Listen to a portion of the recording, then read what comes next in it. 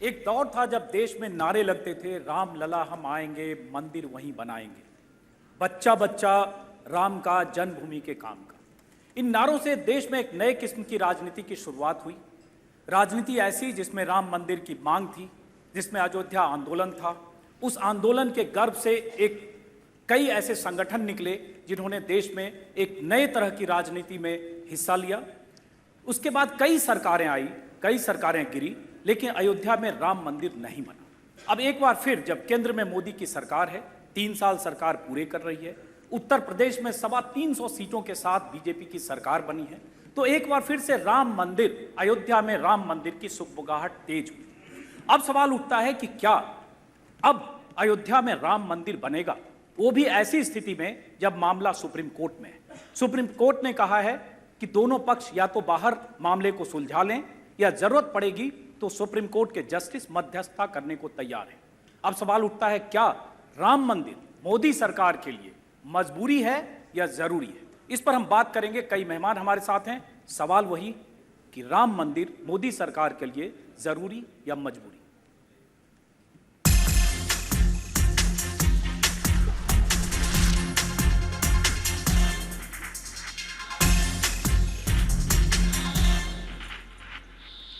क्या मोदी राज में अयोध्या में बनेगा राम मंदिर? इस पर बातचीत करने के लिए हमारे साथ कई मेहमान हैं। खास तौर से असदुद्दीन ओवैसी साहब हैं, फायर ब्रांड मुस्लिम लीडर हैं, संसद सदस्य हैं। हमारे साथ सुब्रमण्यम स्वामी हैं, बीजेपी के राज्यसभा सदस्य। और सुब्रमण्यम स्वामी लगातार अयोध्या में राम मंदिर बनाने की न सिर्फ वकालत करते रहे हैं, बल्कि कई बार उन्होंने मियाद भी तय की है, तारीखें भी तय की है, टाइमलाइन भी दिया है। उनसे भी समझने की कोशिश करेंगे कि राम मंदिर अयोध्या में बनेगा, कब बनेगा। और साथ में हमारे साथ हैं प्रमोद तिवारी, कांग्रेस के वरिष्ठ नेता, राज्यसभा सदस्य। इन सब से हम समझने की कोशिश करेंगे कि क्या अगले 2 सालों में ऐसा कुछ होने वाला है जो इस देश में अब तक नहीं हुआ। सबसे पहला सवाल सुब्रमण्यम स्वामी साहब से, चूंकि आप लगातार अयोध्या में राम मंदिर की वकालत करते रहे हैं, और अगर गूगल पर सिर्फ हम सर्च करें सुब्रमण्यम स्वामी राम मंदिर अयोध्या, तो सबसे अधिक आपके बयान दिखते हैं। कम से कम 30-40 बयान मेरे पास हैं। और मुझे लगता है पिछले 1 साल में, 2 साल में अगर सबसे अधिक आपने बयान दिया है तो पॉलिटिकल बयान आपने राहुल गांधी, सोनिया गांधी के लिए क्या कहा है दुनिया जानती है, नेशनल हेराल्ड केस, और दूसरा अयोध्या आपका प्रिय विषय। मैं ये जानना चाहता हूँ, देश जानना चाहता है कि आपके हिसाब से आपको कब लगता है कि अयोध्या में राम मंदिर बनेगा?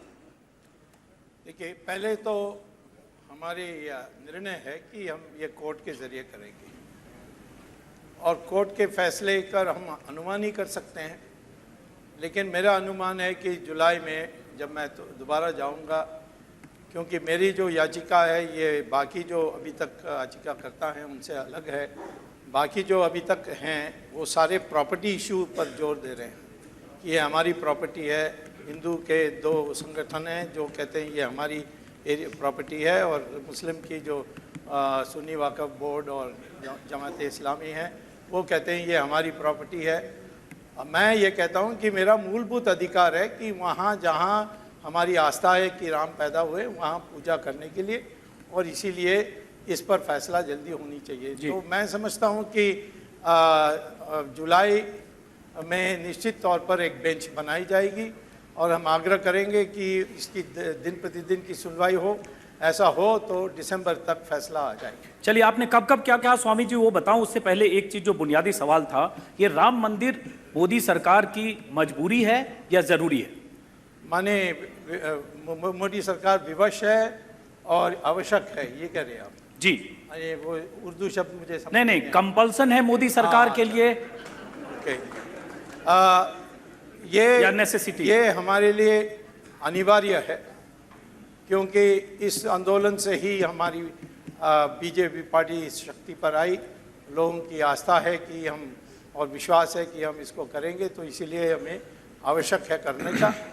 और मजबूरी आप जो कहते हैं, यानी विवश हैं इसीलिए क्योंकि हमने मैनिफेस्टो में लिखा है कि हम इस 5 साल में करके देंगे।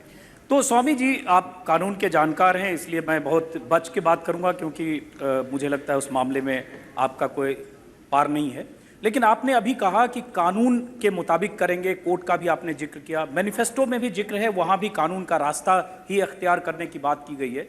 आपके कई बयान में पढ़ रहा था, आपने जनवरी 2016 में कहा कि 1 साल के आखिर तक मंदिर निर्माण शुरू हो जाएगा।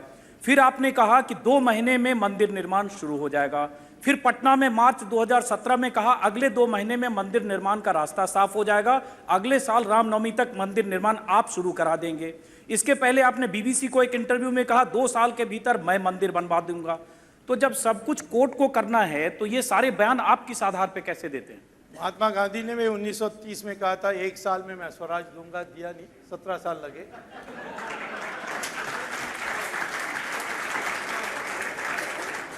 जब मेरे लिए जो माध्यम है वो है कोर्ट, और कोर्ट देरी करेगी तो मैं क्या करूं? लोग तो बुरा नहीं मानते, जो त्रुटियां ढूंढने में लगे होते हैं ज़्यादातर आपकी बिरादरी के लोग, वो इस बात को बोलते रहते हैं। कोई जनता में किसी को समझाता हूं कि मैंने ये प्रयास किया, ये नहीं कि इन दिनों में मैंने कोई प्रयास ही नहीं किया, ऐसे ही बोल दिया फिर चले गया। मैंने हर बार कोर्ट में गया, नया याचिकाएं पेश की, बहस कराई। तो मैं समझता हूं कि निश्चित तौर पर आज मैं समझता हूं कि सारी जो विलंबता हुई वो अब पूरा हो गया है। अगले जुलाई से निश्चित तौर पर सुनवाई शुरू होगी और दिन प्रतिदिन की सुनवाई होगी, तो दिसंबर तक पूरा हो जाए। लेकिन स्वामी जी, कोर्ट ने तो आपको पक्षकार माना ही नहीं इस मामले में, सुप्रीम कोर्ट ने। वो भी तो आपको जब पक्षकार नहीं माना तो सारी मियाद, सारा टाइमलाइन आप कैसे तय कर रहे हैं कि मंदिर कब बनेगा? ये आपके अखबार वालों की शरारत है, और बार बार ये कहते हैं। मैंने बार बार कहा है कि मैं निश्चित तौर पर प्रॉपर्टी के पक्ष में पक्षधर नहीं।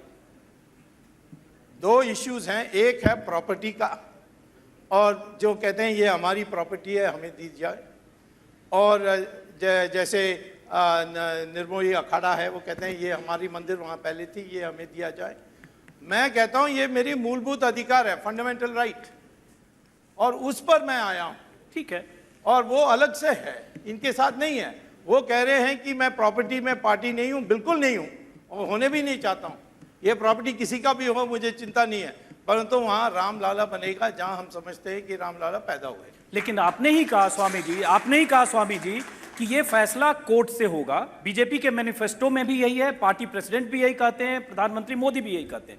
फिर आपने 22 मार्च को एक ट्वीट के जरिए ये कैसे कहा कि 2018 में राज्यसभा में बहुमत आने पर संसद में कानून लाया जाएगा, लिहाजा मुसलमानों को सरयू नदी के पार मस्जिद बनाने के प्रस्ताव को स्वीकार कर लेना चाहिए। तो ये ऑफर फिर आप कैसे दे रहे हैं? तो निश्चित तौर पर अप्रैल या मार्च 2018 में हमें राज्यसभा में भी मेजॉरिटी हो जाएगी, तो हम कानून पास कर सकते हैं। और ये और कोर्ट को भी जानना चाहिए, हम बहुत दिन नहीं रह सकते हैं इसमें, और कोर्ट को भी जल्दी इस पर करनी है, इसका फैसला करना है। और ये अनिवार्य नहीं है कि कोर्ट की फैसला को हम पार्लियामेंट में बदल नहीं सकते हैं। कांग्रेस वालों ने हमें करके दिखाया शाहबानू केस में, वही तरीका हम भी अपना सकते हैं। और यदि हमारे खिलाफ जाएगी तो हम निश्चित तौर पर हम एक बिल लाएंगे और पास कराएंगे। स्वामी जी, इन लोगों को शामिल करूंगा क्योंकि दोनों आपसे जिरह करने के लिए बेचैन दिख रहे हैं, हालांकि आप वकील आप हैं। लेकिन ये जानना चाहूँ, जैसे आपने कह दिया कि 2018 में बहुमत आने के बाद कानून लाएंगे, और लाएंगे मैंने नहीं कहा, कानून लाया जाएगा, लाया जा सकता है। जी, लाया जाएगा कहा है आपने। तो मैं ये जानना छापा होगा, चलिए, हो सकता है, सत्ता पे रहते हैं, मैं ये इसी पे रहते हैं कि आपने कहा लाया जा सकता है। मैं ये सिर्फ जानना चाह रहा हूं कि ये जो आप कहते हैं, ये क्या पार्टी की तरफ से अधिकृत बयान है, या प्रधानमंत्री मोदी और पार्टी प्रेसिडेंट अमित शाह के साथ बातचीत के आधार पर यह फैसला है, या सुब्रमण्यम स्वामी की निजी राय? मैं अपनी निजी राय रखता हूं, और किसी ने मुझे नहीं कहा कि आप गलत राय रख रहे हैं। अभी तक सबने मेरी प्रशंसा की। तो इसका मतलब हुआ कि आप सामने जो बोलते हैं, पर्दे के पीछे बहुत लोग आपके बयानों का समर्थन करते हैं? पर्दे के पीछे नहीं, खुलेआम। कल भी हम देहरादून में राम मंदिर पर बोले, मुख्यमंत्री बैठे थे मेरे बगल में, सबने ताली बजाई, सबने स्वागत किया जो मैंने कहा। तो इसीलिए सब जगह ऐसे ही हो रही है। तो ये आप लोग झगड़ा पैदा करना पसंद करते हैं, परंतु कोई झगड़ा नहीं है। नहीं तो क्या पार्टी ने आपको अधिकृत किया है? प्रधानमंत्री मोदी और अमित शाह? पार्टी करने की जरूरत नहीं है, क्योंकि याचिका तो मेरी है। और ये कह सकते थे कि इसको फाइल नहीं करना चाहिए, वो किसी ने कहा नहीं। वो उल्टा उन्होंने मेरी प्रशंसा की कि भाई आपने कम से कम इस इशू को दोबारा फोरफ्रंट में लाए हैं। चलिए जरा शामिल करता हूं इनको, ओवैसी साहब को। ओवैसी साहब, आपको नापसंद हो सकती है। नहीं नहीं नहीं, मुझे क्यों नापसंद होगी? राम मंदिर बने और सहमति से बने, कोर्ट के फैसले से बने, हम भी उसका स्वागत करेंगे। मैं भी अयोध्या जाऊंगा पूजा करने वहां। ओवैसी साहब, जो उन्होंने स्वामी जी ने कहा, जैसे मैंने कहा कि बहुत उनके बयान हैं, अभी उन्होंने ये भी कहा कि सरयू पार में आप मस्जिद बनवा लें, कोर्ट का के फैसले की भी बात की, अपना प्रस्ताव भी दिया उन्होंने। देखिए, सबसे पहली बात तो है कि सुब्रमण्यम साहब अभी अभी सुप्रीम कोर्ट को धमकी दी है, हम ज़्यादा दिन तक इंतज़ार नहीं कर सकते। दूसरी बात यह है कि सुब्रमण्यम स्वामी साहब को प्राइम मिनिस्टर और अमित शाह ये 2-3 चीज़ें दे चुके हैं कि नेशनल हेरल्ड देख लीजिए आप, बाबरी मस्जिद, राम मंदिर देख लीजिए, मगर आपको फाइनेंस मिनिस्टर नहीं बनाएंगे। तो सुब्रमण्यम साहब उसी में खुश हैं। असल उनका मुद्दा जो है वो देख ही नहीं पा रहे हैं, वो ये प्लेटफॉर्म बन नहीं पा रहा है। तीसरी बात यह है कि इसी पिछले साल इसी जगह पर मैडम बैठी हुई है, वहाँ पर आप गवाह हैं, यहाँ पर सुब्रमण्यम स्वामी साहब ने कहा था कि 30 दिसंबर 2016 को राम मंदिर का काम शुरू होगा। अब नहीं मालूम सुब्रमण्यम साहब डेट्स पे डेट्स देते जा रहे हैं। तो इनमें और मोदी में बड़ा कोई ज़्यादा फर्क नहीं है। वो भी कह रहे हैं 2 करोड़ दूंगा, अच्छे दिन आएंगे, 15 लाख आएंगे, तो सुब्रमण्यम स्वामी साहब उसी लाइन पर चल रहे हैं। चौथी बात यह है कि जब तक सुप्रीम कोर्ट फैसला नहीं करता, वहां पर कोई चिड़िया पर नहीं मार सकती। मैं आज भी कह रहा हूं, सुब्रमण्यम स्वामी से बार बार कहा हूं कि आप जाकर मोदी साहब से कहिए कि mister prime minister, government of India इसमें जाकर सुप्रीम कोर्ट कहे कि रोज हियरिंग करवाइए। जिस तरह सुप्रीम कोर्ट बैठकर छुट्टियों में ट्रिपल तलाक के मसले को और प्राइवेसी के मसले, व्हाट्सएप के मसले पर बैठ रहा है, तो सुब्रमण्यम साहब का असर कम हो गया है। मोदी सरकार इनकी अहमियत को नहीं जानती और इनको नजरअंदाज कर रही है। आप सुप्रीम कोर्ट से कहिए कि रोजमर्रा हियर करिए। ये एक टाइटल डिस्प्यूट है और जब टाइटल डिस्प्यूट हियर होगा तो आस्था की बुनियाद पर हरगिज फैसला नहीं होगा। मुझे उम्मीद है सुप्रीम कोर्ट से आप रोज फैसला करवाइए। आप जाकर बोलते नहीं है। तो सुब्रमण्यम साहब को बिजी रखने के लिए, अगर मोदी इनको बिजी नहीं रखेंगे तो सुब्रमण्यम साहब मोदी की तरफ पलट जाएंगे। इसीलिए उनको कहेंगे आप ये इसमें खेलते रहिए, आप इसी में मसरूफ रहिए। ये समझ नहीं पा रहे, हम उनको बार बार कह रहे हैं स्वामी साहब समझिए, आप हार्वर्ड एजुकेटेड हैं, मगर ये समझते नहीं हमारी बात को, क्या करेंगे? स्वामी जी आप जवाब देंगे? हमको समझा रहे हैं, आप छोड़ दीजिए सरयू पार। हम बोले अरे आपको ये लोग इस्तेमाल कर रहे हैं, आप समझ ही नहीं रहे। अच्छा, मैं आपको एक और बात बता रहा हूं। मैं सुब्रमण्यम स्वामी साहब के एक ऑडियो स्पीच मेरे पास है।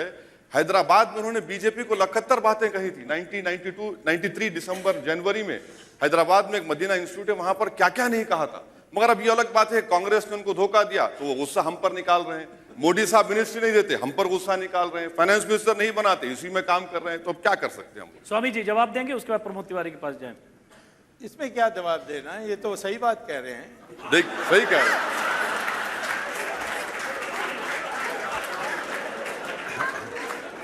इन्होंने कहा स्वामी जी कि उन्होंने, प्रधानमंत्री मोदी ने आपको इंगेज रखा है, नहीं तो आप उनकी तरफ पलटवार करेंगे।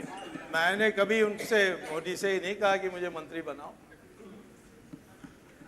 इन्होंने कहा कि मंत्री नहीं बनाए इसीलिए उनको यहाँ धकेल दिया। उन्होंने कभी नहीं मुझे... आप फाइनेंस मिनिस्टर बनते तो इकोनॉमी ऐसी होती क्या? नहीं, ऐसी नहीं होती।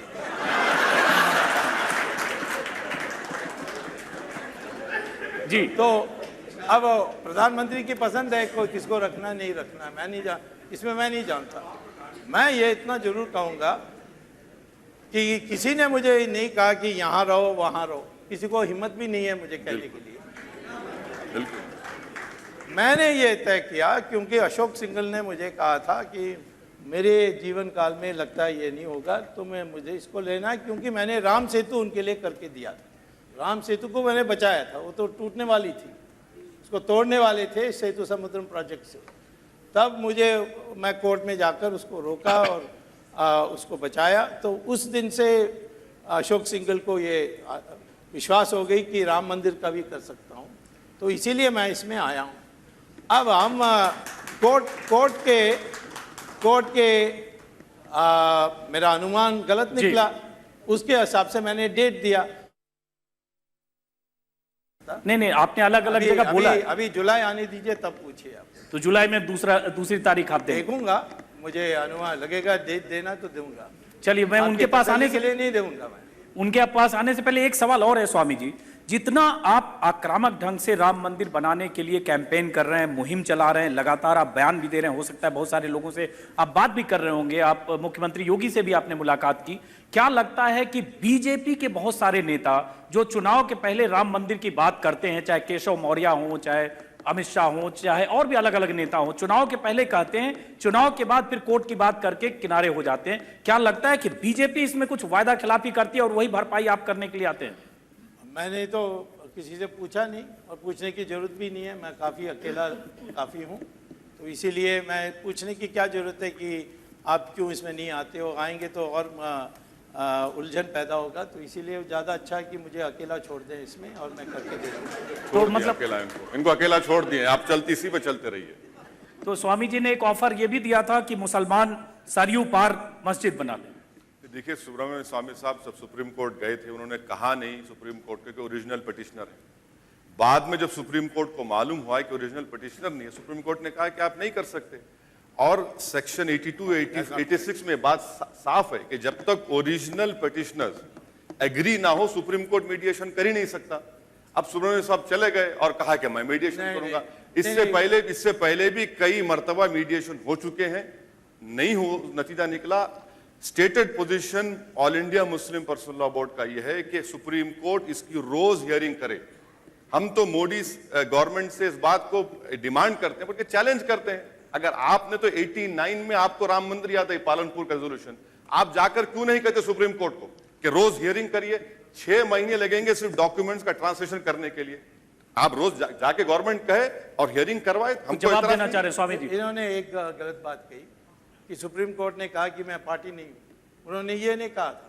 उन्होंने कहा ये दूसरी पार्टी लोग कहते हैं हम पार्टी नहीं है। मैंने कहा बिल्कुल नहीं हूं, इनके में तो नहीं हूं, मेरा तो अलग से है। सुप्रीम कोर्ट में कोई बहस कर सकता है जब तक उसके नाम कॉज लिस्ट में नहीं आएगी। कॉज लिस्ट में आने वाले को खड़े नहीं होने देंगे। साहब, सिविल प्रोसीजर एक्ट ये है कि आप तो, जब तक ओरिजिनल पार्टी नहीं है, सुप्रीम कोर्ट अगर कहेगा मीडिएशन ओरिजिनल पार्टी पे होगा, आप पे नहीं होगा। ये भी, इसमें भी आप गलत निकले। नहीं, सही है। मैं बता रहा हूं कि सिविल राइट्स जो है प्रॉपर्टी का, वो फंडामेंटल राइट से नीचे है। मेरा तो फंडामेंटल राइट है वहां पूजा करने के लिए। फंडामेंटल राइट एब्सोल्यूट नहीं है। ये मसला सबजुडिस है, परंतु सबजुडिस है। जब तक सुप्रीम कोर्ट फैसला नहीं कर पाता, इस पर कोई कुछ नहीं कर सकता। सुब्रमण्यम स्वामी साहब को हम समझा रहे हैं कि भाई आप इस्तेमाल मत होइए, आपकी आस्था अपनी जगह पर है, आप इस्तेमाल हो रहे हैं। चलिए एक बार प्रमोद तिवारी से बात करते हैं। प्रमोद तिवारी जी, आप ही की पार्टी की सरकार थी जब वहां शिलान्यास भी हुआ, ताला भी खुला, सब कुछ हुआ, तो क्या लगता है आपको अब तो राम मंदिर बन जाना चाहिए अयोध्या में? देखिए, मैं इस मुद्दे को बहुत नज़दीक से देखता रहा हूं, क्योंकि 1989 के आसपास से 1-2 साल पहले ये शुरू हुआ। तब से लगातार मैं विधानसभा का सदस्य रहा वहाँ 2014 तक, जब तक राज्यसभा में नहीं आ गया। मैं बहुत जिम्मेदारी के साथ इस बात को कहता हूँ, मंदिर का मुद्दा पूरी तरह सियासी, सुब्रमण्यम साहब समझ लें इसलिए हिंदी में भी कह दे रहा हूँ, इन लोगों के लिए राजनीतिक मुद्दा है, पॉलिटिकल मुद्दा है। इनके लिए ना आस्था का मुद्दा है, ना ये इस पर गंभीर है। मैंने देखा चुनाव होता है, मंदिर पे कोरस शुरू, कुछ ये कुछ वो कुछ और, दोनों तरफ से होने लगता है। और जैसे कोई सरकार बनी, इसको ठंडे बस्ते में डाल के कहीं तिजोरी में कैद कर दिया जाता है। ये मैं तब से देख रहा हूं। मैं एक बात आपको बहुत साफ कहना चाहता हूं, हम लोकतंत्र में हैं, अब इरादा पता नहीं कल क्या करेंगे, पर आज अगर लोकतंत्र में हैं तो ये सिर्फ 2 तरह से तय हो सकता है।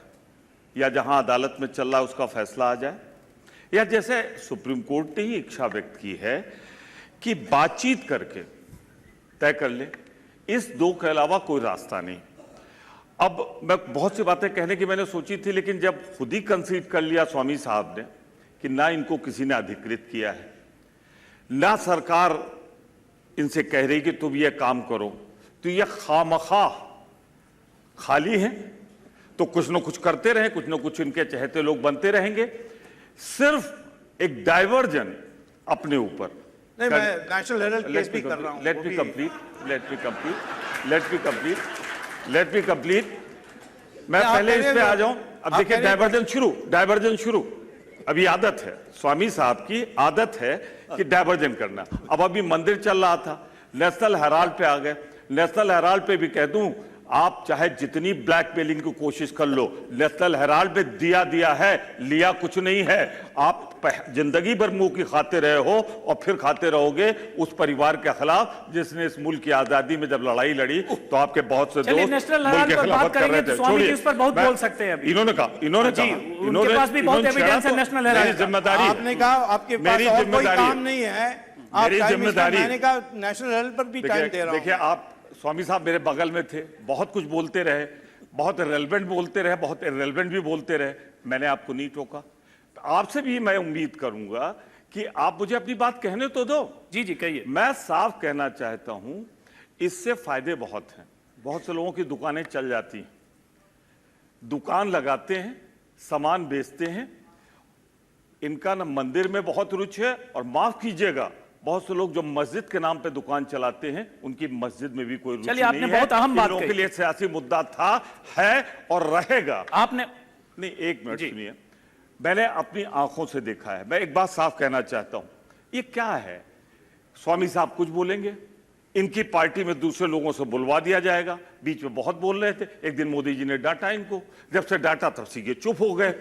सवाल सीधा सा ये, अभी एक सवाल उन्होंने कहा, ओबीसी भाई ने कहा कि आप फाइनेंस मिनिस्टर होते तो इतनी बर्बादी तो नहीं होती। उन्होंने कहा हाँ नहीं होती।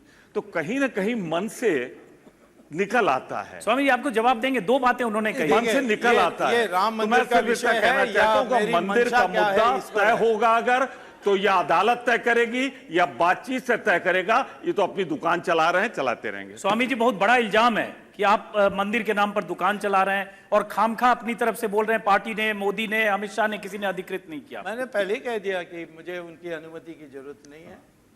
ये विषय अशोक सिंघल जिन्होंने ये आंदोलन शुरू किया था, उन्होंने एक प्रेस कॉन्फ्रेंस बुलाकर कहा था कि मैं ये राम मंदिर का काम स्वामी को सौंप रहा हूँ, उस जिम्मेदारी से मैं कर रहा हूँ। और मैंने कभी नहीं कहा कि ये बीजेपी ने मुझसे कहा कि इसको करो। तो अगर राम मंदिर बनेगा तो उसका पूरा क्रेडिट सिर्फ सुब्रमण्यम स्वामी को होगा या बीजेपी और अमित शाह, मोदी और बाकी लोगों को भी होगा, हमारे जो देश की 25 साल से राजनीति कर रहे हैं? देश की संस्कृति है कि करने के बाद सब कहेंगे कि हमने किया। इमरजेंसी के लिए मैंने खुद लड़ा, पर बाद में सब लोग कह रहे थे हम भी लड़े, हम भी ऐसे परेशान हुए, जो छिपे हुए थे, किसी ने माफ़ीनामा लिखी। ऐसे लोगों ने भी हमारे देश में क्रेडिट लेने के लिए तो बहुत लोग आगे आ जाते हैं।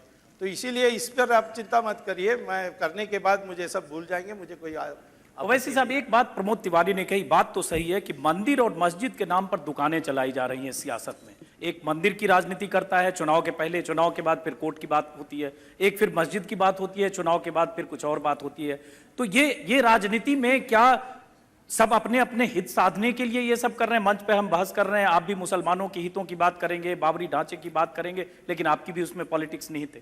देखिए बाबरी मस्जिद की शहादत ये सिर्फ मुसलमानों का मसला नहीं है कि इंसाफ का मसला है। ये अगर आप इसको अलाउ करेंगे तो मोबोक्रेसी हो जाएगी। कल मैं सुब्रमण्यम स्वामी साहब के घर को जाऊंगा, निजामुद्दीन को कहूंगा कि स्वामी साहब इस घर के नीचे मेरे बाबा दादा के खाने खां रहीम खां की घर है, दे देंगे आप मुझे? नहीं, बाबरी मस्जिद के साथ वो केस नहीं है। सुनिए, तीसरी बात यह है कि ये इंसाफ का मसला है। सारी दुनिया के सामने जब मसला सुप्रीम कोर्ट में था, अब तक उस मसले का हल नहीं हुआ। आप मॉब को ले जाकर उसको डेमोलिश कर दिए। इंडिया टीवी में इस वक्त बहस का मुद्दा है, मोदी राज में राम मंदिर ही जरूरी है या मजबूरी। बहुत तीखी बहस चल रही है, आपको सीधे वहां ले चलते हैं। आप ओवैसी साहब ये बताएं, सेकुलरिज्म की जड़ें तो कौन कहां कमजोर किया, इस पर बहस करेंगे और बहुत दूर तक जाएंगे। लेकिन अगर सुप्रीम कोर्ट कहता है कि दोनों पक्ष मिल बैठ के तय कर लें और उसके बाद सहमति से कोई रास्ता निकालें, तो इसमें आपको क्यों ऐतराज है? सुप्रीम कोर्ट को यह मालूम है कि कानून में ओरिजिनल पिटिशनर्स जब तक राजी नहीं हुए, सुप्रीम कोर्ट मीडिएशन का ऑफर नहीं कर सकता। मैं आपको और आखिरी बात, सुप्रीम कोर्ट का काम है फैसला दे।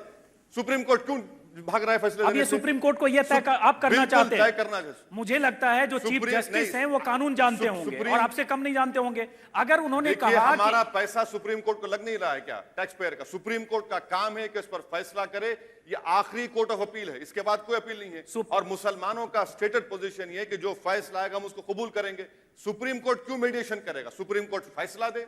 जिस तरह सुप्रीम कोर्ट ट्रिपल तलाक का फैसला देने वाला है, अब तक सुप्रीम कोर्ट में कंटेम्प्ट पिटिशन हियर नहीं हुआ। 22-23 साल हो गए कंटेम्प्ट पिटिशन हियर नहीं हुआ। मैं आपको बीच में रोक रहा हूं। सुप्रीम कोर्ट ने जब कहा कि दोनों पक्ष मध्यस्थता सुप्रीम करे, कोर्ट ने नहीं सुन कहा। तो लीजिए, नहीं, सुप्रीम कोर्ट ने नहीं कहा। दोनों पक्ष आप अगर मिल गलत बैठ कह के रहे हैं। बात करें, सुप्रीम कोर्ट नहीं मध्यस्थ कहा। बनने को तैयार है जस्टिस। अब मैं एक सेकंड सुन तो जस्टिस लीजिए। कहर ने बाद में कहा कि मिस्टर स्वामी आपने नहीं कहा कि ओरिजिनल पिटिशनर है, तो सुप्रीम कोर्ट का ऑफर खत्म हो चुका है, वो गलत था वो। लेकिन जो अयोध्या में पक्षकार हैं वो कह रहे हैं कि हम लोग बैठकर हो सकता है कुछ रास्ता भी निकालें, बशर्ते कि उसमें ओवैसी और सुब्रमण्यम स्वामी जैसे लोग बीच से निकलें। ओवैसी भी बाबरी मस्जिद के ताल्लुक से ना मेरी नस्ल फैसला कर सकती उस बारे में। हमारा पोजीशन ये है कि आप सुप्रीम कोर्ट इसको हियर करे, रोज हियर करे, जो फैसला आएगा पूरी हिंदुस्तान की आवाम को मानना पड़ेगा। तो मतलब आप किसी तरह से ये कहते हैं कि कोई उपाय नहीं है कि कोई अगर नहीं- दोनों पक्ष आपस में सहमति के आधार पर कुछ तय करें, उसके आप खिलाफ हैं। सर फिर सुप्रीम कोर्ट किस लिए है? सुप्रीम कोर्ट मीडिएशन करेगा। सुप्रीम कोर्ट का काम है फैसला दे। हम उम्मीद कर रहे हैं कि सुप्रीम कोर्ट आस्था की बुनियाद पर नहीं बल्कि टाइटल डिस्प्यूट है, वो डॉक्यूमेंट्स के ऊपर, एविडेंस के ऊपर फैसला देना चाहिए, और सुप्रीम कोर्ट आखिरी कोर्ट है। हाँ, तो हाई कोर्ट ने तो पहले माना है कि वहां राम मंदिर और उसके ठीक है। अवशेष मिले। स्वामी जी इनका जवाब देंगे आप? हाई क्योंकि कोर्ट का कानूनी फैसला पहलू तो सुप्रीम आप कोर्ट ज्यादा स्टे बता लगाए। पाएंगे इनको। पहले सुनने के लिए तैयार तो मैं जी जवाब जी देता जी हूं। बिल्कुल। पहले तो ये जो टाइटल की बात कर रहे हैं, ये इलाहाबाद हाई कोर्ट ने बड़ी 16 साल लगाई और कहा कि टाइटल डिस्प्यूट में कोई निराधार है, कोई इनकी टाइटल नहीं है। और टाइटल कैसे बनी, उनकी आर्ग्यूमेंट्स को देखिए। वो कहते हैं कि बाबर ने इसको लिया और एडवर्स पोजेशन से ये हमारी हो गई। अब एडवर्स पोजेशन तब हो सकती है जब किसी ने विरोध नहीं किया। सालों साल हिंदुओं ने इस पर एजिटेशन की, कई लोग मरे, इसकी सारी डॉक्यूमेंटेशन है। दूसरी बात है, जो मूल बात है कि ये बाबरी मस्जिद और राम मंदिर दोनों को बराबर देखते हैं। मैं कहता हूँ you can not do that, क्योंकि मस्जिद में नमाज पढ़ी जाती है और नमाज कहीं भी पढ़ी जा सकती है, परंतु रामलाला जहाँ पैदा हुए एक ही जगह है, वो है अयोध्या में, और इसीलिए मंदिर बनेगी रामलाला के लिए तो वहीं बन सकती है और कहीं नहीं बन सकती है। आप मस्जिद कहीं भी बना सकते हैं। आप तो रेलवे प्लेटफॉर्म में नमाज पढ़ते हो, ओपन सड़क में नमाज पढ़ते हो, और सारे मुसलमान देशों में मस्जिद को तोड़ते हैं रोड बनाने के लिए, अपार्टमेंट बिल्डिंग्स बनाने के लिए। ईरान में करते हैं, सऊदी अरेबिया में करते हैं। सारे मैंने डॉक्यूमेंट्स इकट्ठे करके मैंने सुप्रीम कोर्ट को दिया है। तो इसीलिए ये मस्जिद और मंदिर को बराबर करना ये गलत है। मस्जिद कहीं भी बन सकता है, सरयू नदी के उस पार भी बन सकता है। अयोध्या में 27 मस्जिद हैं, उसमें कहीं नमाज नहीं हो रही है। सब गाय भैंस को वहाँ देखने के लिए आपको मिलता है, क्योंकि वहाँ मुसलमान जहाँ मस्जिद घर के निकट है वहीं जाते हैं। वहाँ उस एरिया में कोई नहीं मस्जिद में नमाज के लिए आएगा।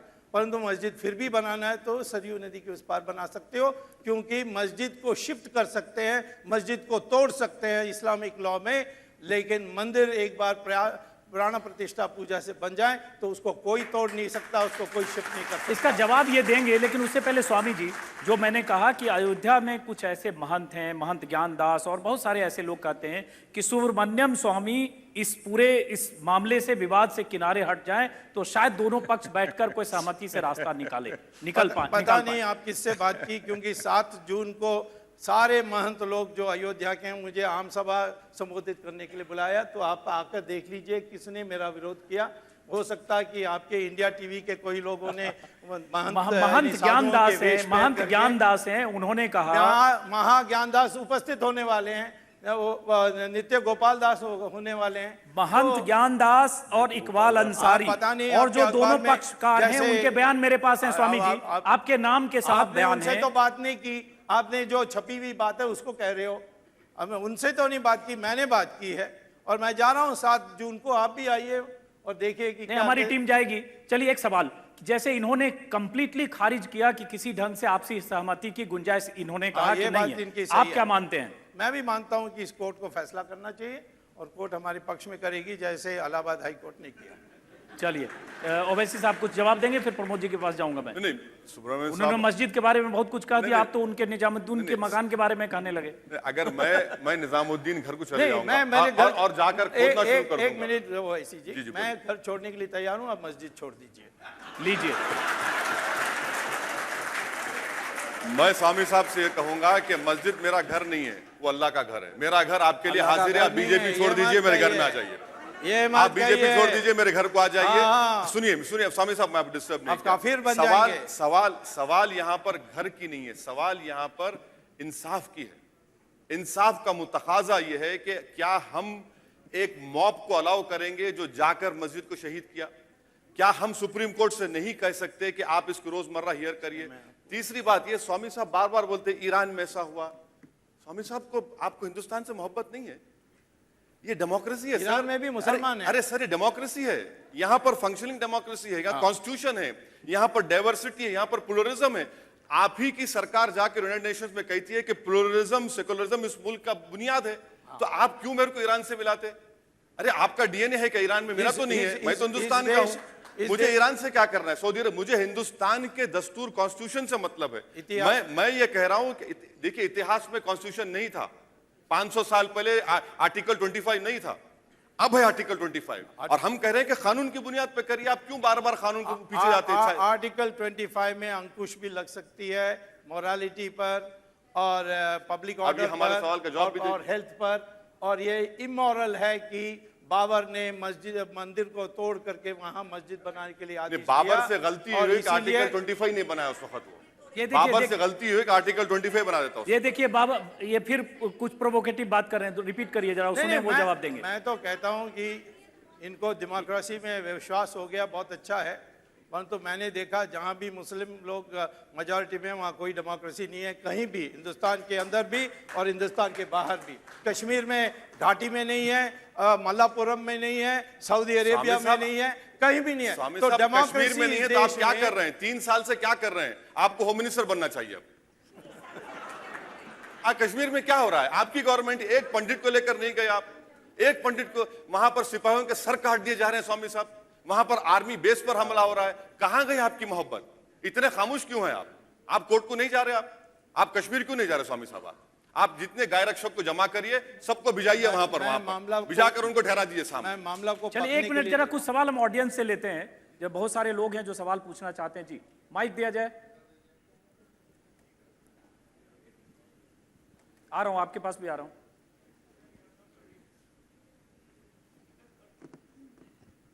अजीत भाई, मेरा सवाल ओवैसी साहब से है। स्वामी जी ने राम सेतु तो बचा दिया और उन्होंने प्रूव ये कर दिया राम मंदिर भी वो बना देंगे। तो आप भी इस बात से इत्तेफाक रखें कि अगर राम है, राम सेतु बचा दिया, तो राम से तू है। क्योंकि अभी रमजान स्टार्ट होगी, नाम उसका राम धन है, और दिवाली भी हमारी और होली भी हमारी, उसमें अली भी हमारा है। तो आप थोड़ा सा आगे बढ़ें सर, जैसे स्वामी साहब कह रहे हैं कर लें, अच्छा रहेगा। और प्रमोद जी से मेरा सवाल ये है, प्रमोद जी से इन्होंने बात की कि जो है स्वामी साहब करते रहें। तो सर मेरे को ये समझ नहीं आया कि जो इटली से आए लोग हैं, उनका जब देश का विभाजन होता उनका क्या रोल था? अब छोड़ दे ये गुलामी, आप गुलामी की जंजीरों से निकल आए प्लीज। चलिए सवाल मुझसे, आप बोल दीजिए। इटली की बात आ गई, आप बोलिए। इटली का मामला है, मैं कर लूं? मैं बहुत साफ जवाब देना चाहता हूं आपको। जब बहुत पिटा जाता है ये मुद्दा, अच्छा हुआ आप तब नहीं पैदा हुए थे जब सीता माता यहां थी, वरना उनको भी आप कहीं भेज देते। तो छोड़िए, जाने दीजिए। हमें अपने नेता पे नाज है, जिस तरह उन्होंने किया है, जिस तरह प्रधानमंत्री पद ठुकराया है। ये लोग तो ऐसे हैं जो प्रधानमंत्री पद के लिए अडवाणी जी को बनवास भेज देते हैं। छोड़िए, अब मुझे लगता है आप मुद्दे पर सवाल आते हैं। करिए, मुद्दे पर सवाल एक करिए, मिनट, जवाब मत दीजिए। एक मिनट, मुद्दे पर आते हैं, मुद्दे पर आते हैं। बहुत सारे लोगों का सवाल है, वक्त कम है हमारे पास। सवाल था इसलिए मैंने जवाब दिया। मैं साफ कहना चाहता हूं, भारतीय जनता पार्टी और इसके साथ जुड़े संगठनों के लिए मंदिर का मुद्दा सीढ़ी है सत्ता का। सीढ़ियों पे चढ़ के ये कुछ दूर जाते हैं और सीढ़ियों में कितनी लाशें दफन है ये भूल जाते हैं। चलिए कुछ और लाशों की राजनीति करने वाले कभी न्यायपालिका पे भरोसा नहीं करते। 1 मिनट, अभिलाष खांडेकर वहां है, सीनियर जर्नलिस्ट, को सवाल पूछना चाहते हैं। स्वामी जी, मेरा प्रश्न आपसे है कि एक हेल्दी इंडियन इकोनॉमी आपकी प्रायोरिटी है या राम मंदिर आपकी प्रायोरिटी है? मुझसे पूछ रहे हैं स्वामी जी, राम मंदिर प्रायोरिटी है या क्या प्रायोरिटी? जब तक फाइनेंस मिनिस्टर नहीं बनेंगे ये प्रायोरिटी रहेगी, जब बन जाएंगे इकोनॉमी हो जाएगी। अरे प्रश्न आपसे नहीं पूछा, प्रश्न स्वामी जी से पूछा था।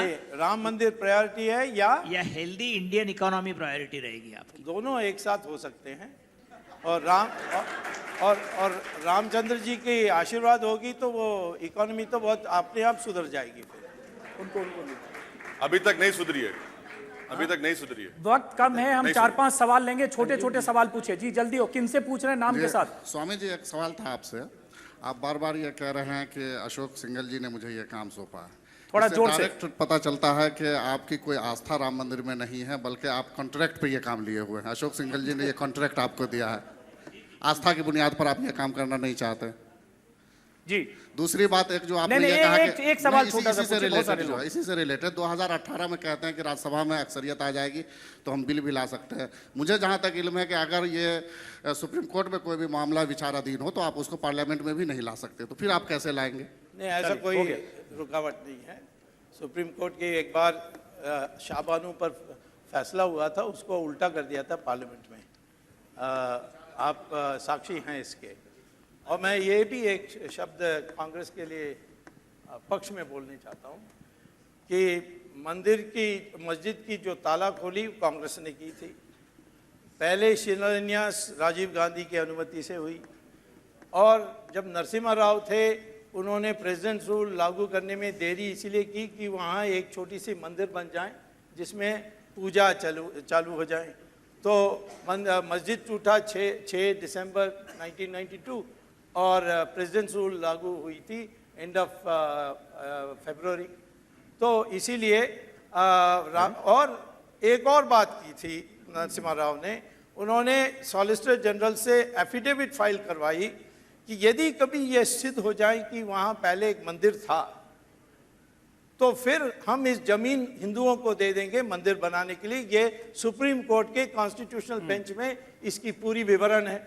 और आर्कियोलॉजिकल सर्वे ऑफ इंडिया ने इलाहाबाद हाई कोर्ट के कहने पर ये जांच की, एक बीबी लाल और एक के मोहम्मद केरल के, दोनों ने मिलकर यूनानिमस रिपोर्ट दी थी कि वहाँ मंदिर अभी भी है और उसकी रूइंस में है और मंदिर पहले था।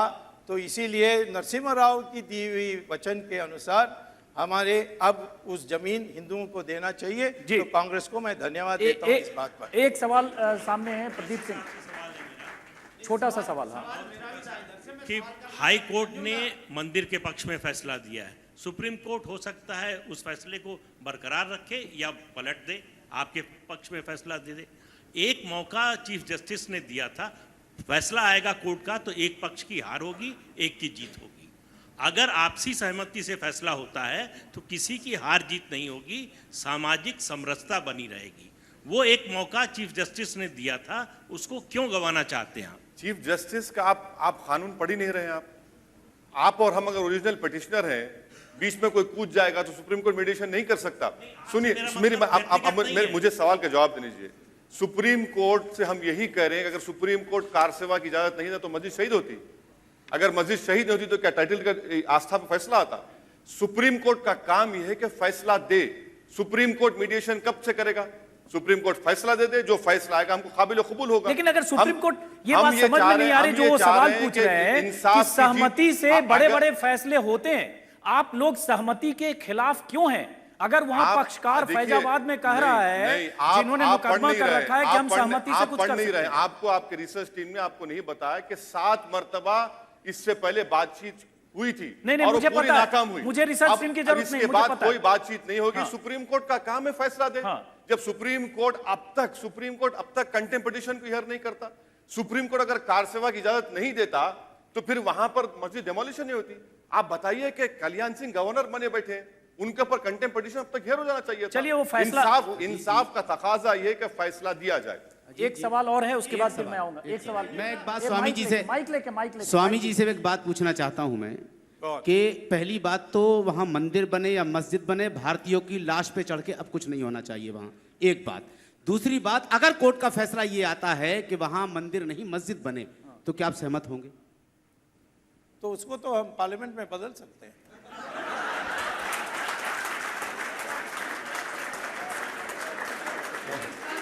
एक सेकंड, बहुत अहम बात कही दर्शकों के लिए। एक सेकंड, आपकी आवाज ऐसी नहीं आएगी। माइक उनको दीजिए, उनको माइक दीजिए। इंतजार किस बात का है फिर? कोर्ट का इंतजार क्यों कर रहे हैं आप? क्यों बार बार आप कोर्ट जा रहे हो, धक्के खा के बाहर आ रहे हैं वहां से? क्योंकि मुझे पूरा विश्वास है कोर्ट में हम जीतने वाले हैं। ये क्या बात हुई? मतलब आपको पता है कि फैसला क्या आने वाला है? ये तो लोकतंत्र में लिखा है कि जो कुछ हो रहा है सब स्वामी जी को पता है। सुप्रीम कोर्ट की सुनिए, फैसला एक मिनट, बहस मत करिए, उसको हो गया, वक्त कम है कांग्रेस हमारे ने पास। करके दिखाया हमें कि फैसला सुप्रीम कोर्ट का बदला जो कांग्रेस करेगी वो आप करेंगे। उस समय आपके पक्ष में थी तो आप संतुष्ट हैं। एक मिनट। अब हम करते हैं ऐसे शोर मत एक करिए। सवाल मैं इन तीनों लोगों से करना चाह रहा हूँ। नहीं, एक मिनट, किधर से बोल रहे हैं आप? ऐसे नहीं, बीच में से बोल रहा हूँ, बीच में से इधर देखिए सामने। नहीं, एक मिनट रुक जाइए। प्रमोद तिवारी, 30 सेकंड टाइम है, चूंकि प्रोग्राम खत्म करना पड़ेगा। आप कुछ कहना चाह रहे हैं शायद?